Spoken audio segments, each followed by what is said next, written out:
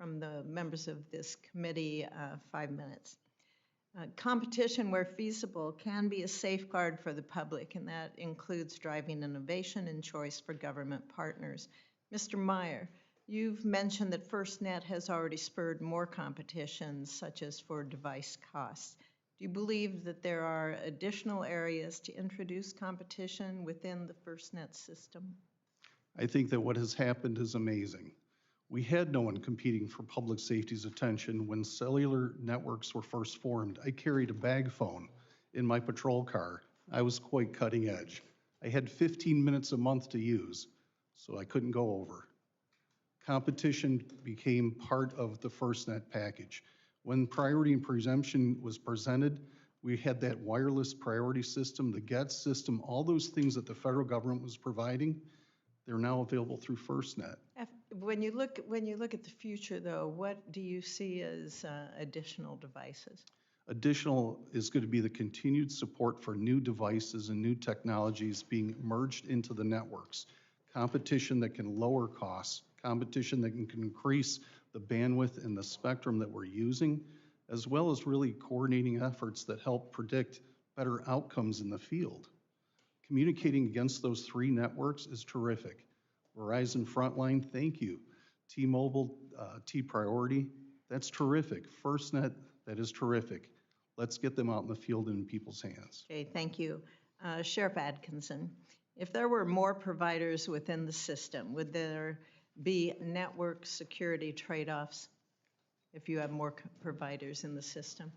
So I think how secure would it be? Yeah. I think there's a couple of things to consider when we talk about that. The reality of it is that I don't want a situation like tyranny of the commons, right? But when it becomes everybody's responsibility, it becomes no one's responsibility. From an authority standpoint, there has to be very clear lines of delineation of who we hold responsible for outcomes. That would be a challenge. Just bluntly, that's a challenge. Having said that, every option should be reviewed if it's to the benefit of the people we serve. So I don't think that there's anything you would ever say 100% no to, but I always am very reticent when we talk about entering into a closed system, leaving the opportunity to point fingers.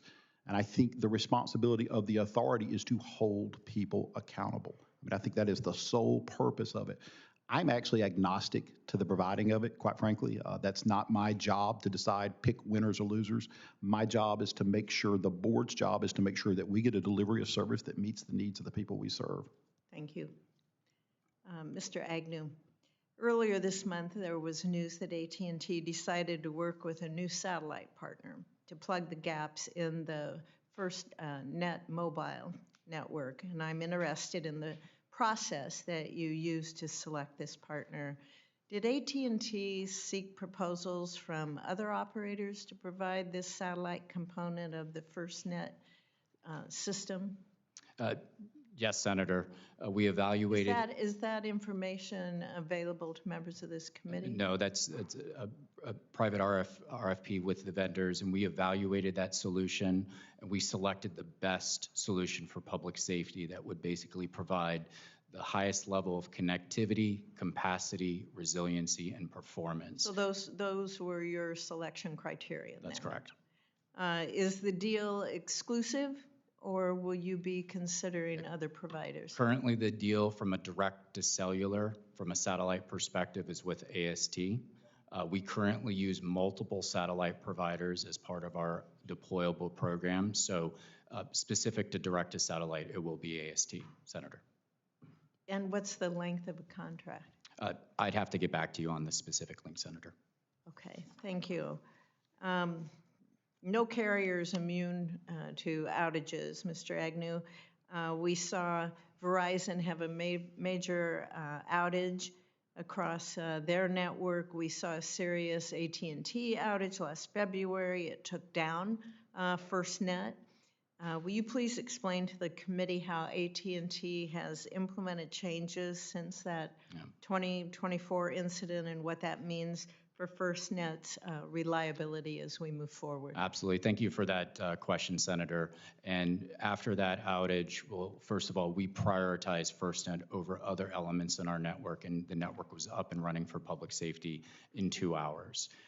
Subsequent to that significant oversight by the authority, by the OIG, we are held accountable to the highest standard, the only network held accountable through oversight and after-action reports. We subsequently communicated exactly what went on, the action plans to address, and we addressed and actually hardened that network. We are obligated by the contract, we are obligated to the oversight to continuously answer that call. Mr. Davis, do you have anything to add? As Yeah. representing Verizon? Yeah, what I'd add is Chairman Fisher, is, competition is good for public safety. And in the state of Nebraska, we have 52% market share. So over half of the first responders in New Mexico, in Nebraska, are choosing Verizon Frontline for their carrier of choice. So, and I would say the same around the network outages. This is why we're here. A single-threaded system is a huge concern for national security if we have all of our eggs in one basket.